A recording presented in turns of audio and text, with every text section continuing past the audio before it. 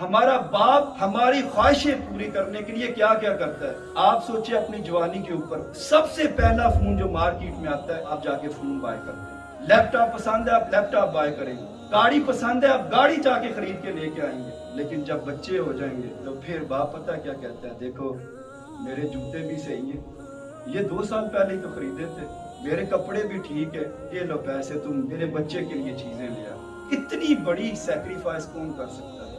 دنیا کے سارے رشتہ دار آپ سے کمپرومائز مانگتے ہیں. ایک واحد ماں اور باپ کا ایسا تعلق ہے جس میں کمپرومائز نہیں ہے, جس میں صرف سیکریفائز. اور جب ہماری ماں ہمارا باپ بوڑھا ہو گیا, کیونکہ اب یہ بوڑھا کھانستا ہے, تو اس کو اولڈ ہوم میں بھیج دیں. اپنی جنت کو اپنے گھر سے نکال کر ہم اولڈ ہوم میں بھیج جائیں گے. حضرت مالک بن دینار فرماتے ہیں کہ آپ نے 60 حج کیے اپنی زندگی میں, 60. آپ فرماتے ہیں کہ جب میں آخری حج پر گیا نا تو میں نے دل میں سوچا کہ اتنے لوگ حج پر آتے ہیں, کاش مجھے یہ پتا چل سکتا کہ ان کا حج قبول بھی ہوتا ہے یا نہیں ہوتا. آپ فرماتے ہیں میں سوچ ہی رہا تھا, رات کو سویا تو میں نے کسی کو کہتے ہوئے سنا کہ سارے لوگوں کا جو حج پر آئے ہیں سب کا حج قبول ہو گیا, صرف ایک بندہ ایسا ہے جس کا حج قبول نہیں ہوا, اور اس بندے کا نام ہے محمد بن ہارون بلخی. آپ فرماتے ہیں جب میں صبح اٹھا میرے اندر بڑی تشویش پیدا ہوئی کہ سب کا حج قبول ہو گیا. اللہ کے گھر میں جو مہمان آئے سب کا حج قبول ہو گیا, صرف ایک بندے کا نہیں ہوا. تو حضرت مالک بن دینار پوچھتے پوچھتے ان کے خیمے تک پہنچ گئے. انہوں نے کہا کہ لوگوں آپ جانتے ہو محمد بن ہارون بلخی کون ہے؟ وہ کہنے لگے ہم جانتے ہیں, وہ تو بڑا نیک بندہ ہے. آپ بڑا حیران ہوئے کہ وہ اگر نیک بندہ ہے تو اللہ کہہ رہا ہے کہ اس کا حج قبول نہیں ہوا. ان کے ساتھیوں نے بتایا کہ یہ پہاڑ کے پیچھے آپ چلے جائیں. تو ادھر انہوں نے اپنا خیمہ ٹینٹ لگایا ہوا ہے, اس کے اندر جو بندہ موجود ہے جو عبادت کر رہا ہوگا اس کا نام ہے محمد بن ہارون بلخی. آپ فرماتے ہیں میں چلا گیا, جب میں ٹینٹ کے اندر گیا تو میں نے دیکھا کہ وہ بندہ نماز پڑھ رہا تھا, عبادت میں مصروف تھا. جب اس نے سلام پھیرا تو مجھے دیکھ کے کہنے لگا تمہارا نام مالک بن دینار ہے. آپ فرماتے ہیں میں چونک گیا کہ یہ بندہ عبادت کر رہا تھا اور دیکھنے میں پتہ بھی چل رہا ہے, اس کا ماتھا بتا رہا ہے کہ یہ بڑی عبادت کرتا ہے, اتنا نیک بندہ, اور مجھے یہ خبر مل رہی ہے کہ یہ اس بندے کا حج قبول نہیں ہوا. آپ نے کہا میں خاموش ہو گیا, میں ابھی حیران ہی تھا. تو مجھے کہنے لگا آپ کو خواب آئی ہوگی, اللہ نے میرا حج قبول نہیں کیا. آپ فرماتے میں اور حیران ہو گیا, پھر اس کو کیسے پتا چلا کہ مجھے خواب آئی ہے کہ اس کا حج قبول نہیں ہوا؟ کہنے لگا حضرت صاحب 24واں حج ہے یہ میرا, اور 24 سال ہو گئے ہیں مجھے حج کرتے ہوئے.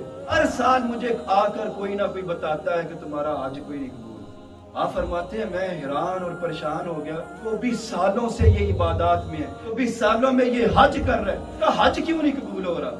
تو کہنے لگا کہ اللہ نے مجھے مال و دولت دیا, میں عیاشیوں میں مبتلا ہو گیا.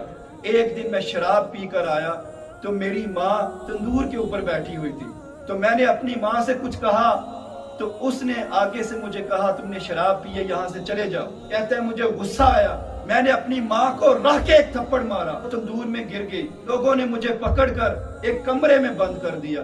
اس کے بعد مجھے کچھ پتا نہیں کیا ہوا, لیکن جب میں صبح ہوش میں آیا میں نے کہا میری ماں کدھر ہے؟ تو میری بیوی نے بتایا کہ تم نے رات کو شراب کے نشے میں اس کو تندور میں پھینک دیا تھا, اور تیری ماں نے یہ وصیت کی تھی کہ میرے بیٹے کو میرے مرنے کے بعد میرا منہ بھی نہ دکھانا. لوگ تو اس کو رات کا دفن کر گئے. تو کہنے لگا 24 سال ہو گئے ہیں, 24 سال حج سے حج کر رہا ہوں, لیکن میرا کوئی حج قبول نہیں ہو رہا. حضرت مالک بن دینار فرماتے ہیں اس بندے پر اتنا غصہ آیا, میں نے اس کو ایک رکھ کے تھپڑ مارا, اور میں نے کہا تیرا گناہ بھی یہی ہے, تو معافی کے لائق بھی نہیں ہے.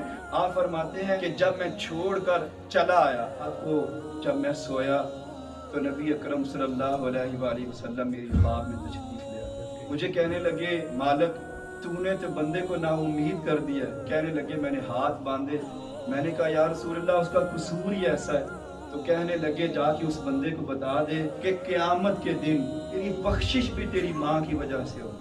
حضرت مالک بن دینار فرماتے ہیں کہ میں نے کہا یا رسول اللہ اس کی ماں کی وجہ سے بخشش کیسے ہوگی؟ آپ فرماتے ہیں جب قیامت کا دن ہوگا اللہ تعالیٰ فرشتوں کو حکم دے گا کہ اس نے جو اپنی ماں کو قتل کیا, جو ماں کا گستاخ رہا, اس کو پکڑو اور جا کر دوزخ میں پھینک دو. آپ فرماتے ہیں کہ وہ اپنی ماں کی طرف دیکھے گا اور ماں نظریں جھکا لے گی جب فرشتے لے کر جا رہے ہوں گے تو اپنی ماں کو دوبارہ دیکھے گا، پھر ماں نظریں جھکا لے گی، لیکن جب تیسری دفعہ ماں کی طرف نظر ڈالے گا تو ماں اپنے رب کو کہے گی یا اللہ اسے میں نے معاف کیا، تو بھی اس کو معاف کر دے، لیکن یہ میرے جسم کا ایک ٹکڑا ہے، میں کس طرح برداشت کر سکتی ہوں کہ یہ دوزخ میں چلے۔